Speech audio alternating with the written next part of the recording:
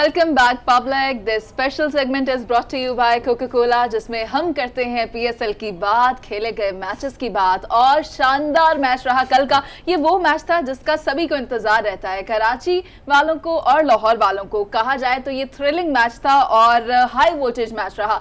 जो शायकीन थे बहुत मजा आया। इरफान, क्या परफॉर्मेंस रही कराची की और लाहौर की? एक्सपेक्ट नहीं किया जा रहा था, लेकिन लाहौर वाले जीत गए। वैसे तो जो चेस कर रहा है वो जीत ही रहा है, रवायत भी बरकरार रही। अगर मैच की बात की जाए रऊफ साहब के स्टैट्स को देखते हुए, रऊफ साहब ने जो आगे बिल्कुल फैला के रखे हुए हाँ जो परफॉर्मेंसेस रही उसके बारे तफसील से बात करेंगे। तो ओवरऑल मैच की समरी एक मतलब जरा इरफान से ले लेना, कल कैसा रहा मैच? एक तो मेरे अपने ख्याल से तकरीबन कराची ने जो जिस तरह से उनकी इनिशियल बैग बनी थी इनिंग स्टार्ट होने से, वो मेरा ख्याल था कि 200 प्लस पे जाएंगे।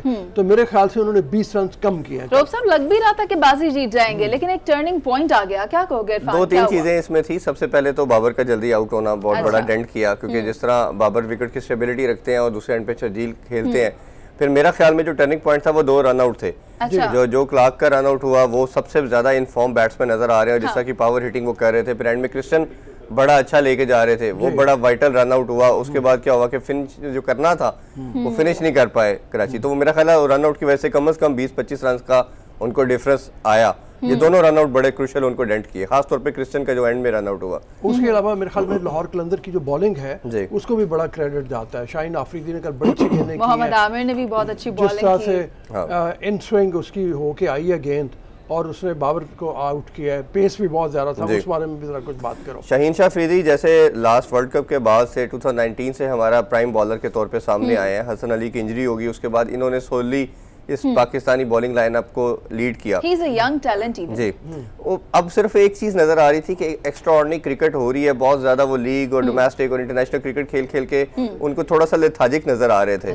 उनका पेस कुछ नॉच नीचे भी आ गया था। ये बड़ी अच्छी चीज नजर आई कल। बड़े टाइम के बाद उन्होंने ऑलमोस्ट सारा स्पेल 145 प्लस पे बॉल की के ऊपर। और दूसरा उनकी जो चीज सबसे अच्छी नजर आई कि उन्होंने कल सेकंड हाफ के अंदर भी जो डेप्थ ओवर के अंदर भी बॉलिंग बहुत अच्छी की। नॉर्मली क्या हो रहा था कि वो पहले स्पेल के अंदर तो अच्छी बॉल करते थे, ऊपर से 1-2 आउट करते थे, बट नीचे से उनसे आउट नहीं हो रहे थे। ये बड़ी अच्छी चीज नजर आई कि यॉर्कर उसके बड़े कामयाब हैं। मतलब वो हम ये देख रहे थे पहले मैचों में कि एंड में आके डेथ ओवर्स में जैसे यॉर्कर ज्यादा बल्ला कर रहा होता है, उनके नहीं हो रहे होते थे, फुल टॉस मार रहे हैं। उसमें 2 चीजें हैं। यॉर्कर करने के लिए आपका एक कंट्रोल होना बहुत जरूरी है, दूसरा आपका पेस होना बहुत जरूरी है। अगर किसी बॉलर का पेस नहीं होगा तो बैट्समैन इजीली उसको पिक करेगा और वो उसको फुल टॉस के तौर पे लेके इजीली हिटिंग कर लेगा। अगर आपका पेस अच्छा है तो बैट्समैन के पास इतना टाइम नहीं होता कि वो उसको रीड कर सके और उसकी लेंथ को वो खेल सके। इतना शानदार मैच रहा रऊफ साहब। मैं चाहूंगी पहले हम चौके और छक्के दिखा दें जो कि हमारे तक पहुंचाए गए हैं कोका कोला की जानिब से। Oh, in the air and through point, away to the boundary for 4. Has he got enough of it? Has he got enough? Oh, swivel! Ah. And he has been pumped. Can we have another ball, please? This has been hit very. Goes with the reverse, gets the gap, he's off the mark with the boundary. Oh, that's a terrific delivery, but unlucky. Oh, he's swinging and it's gone big, and it's sailing out of here. It's gone leg side, and Hafiz has gone after him, and it's gone. HBL PSL, that's gone. Oh, that's gone. That is astronomical. No, that's picked up beautifully. That's in the slot and got big shot over mid-off, launched it. All too easy for Ben Dank. That is gigantic. Is that going away over third man for 4? Go full wide, that's the line. Oh, it's not set for that either. 4 for Christian. Straight down the ground for 6, David Visa. Pulls it. 6 more. तो ये थे चौके और छक्के brought to you by Coca Cola. और अब fall of wickets brought to you by Coca Cola. Oh, there you go. Oh, what's Visa? Oh, he swings the bat again, and there he goes straight. Where's this gone? Where's it gone? Imad Wasim Nos launches it leg side, Samad, but they want to, but just the one. Well, you don't need. It's good stuff. It's really good.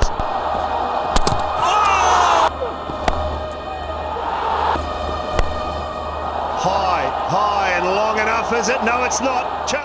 ये थी fall of wickets brought to you by Coca Cola. अगर match का पूरा अहवाल देख लिया जाए तो जैसे कराची किंग परफॉर्म कर रहा था, ऐसा लग रहा था कि कराची बाजी ले जाएगा, लेकिन इरफान पहले स्कोर कार्ड देखते हैं और फिर साथ साथ रऊफ साहब स्कोर कार्ड के ऊपर गुफ्तगू करेंगे। स्कोर कार्ड प्ले कर दें।